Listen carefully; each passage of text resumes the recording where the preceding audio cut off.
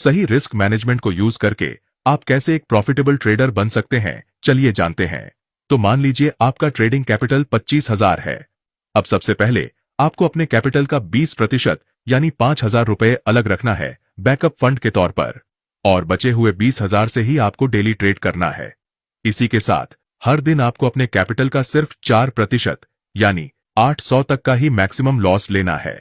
अब मान लो आपने निफ्टी में एक ट्रेड लिया है जहां आपका स्टॉप लॉस 10 पॉइंट्स का है। तो अब पोजीशन साइज निकालने के लिए हम डेली लॉस को स्टॉप लॉस के साथ डिवाइड करेंगे।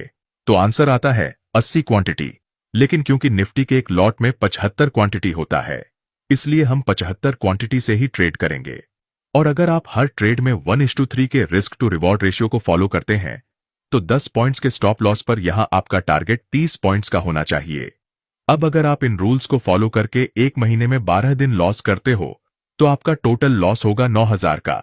लेकिन वही अगर आप सिर्फ 8 दिन प्रॉफिट करते हो, तो आपका टोटल प्रॉफिट होगा करीब 18,000 का। इसी के साथ हमें हर ट्रेड में 60 रुपए का ब्रोकरेज के हिसाब से टोटल 1,200 रुपए का ब्रोकरेज देना होगा। तो अगर हम टोटल प्रॉफिट में से लॉस और ब्रोकरेज को माइनस करें, तो भी एक महीने के एंड में आप 7,800 रुपए के प्रॉफिट में रहेंगे। और इसका डिटेल पीडीएफ हमारे फ्री टेलीग्राम पे अवेलेबल है, जिसका लिंक बायो में दिया गया है।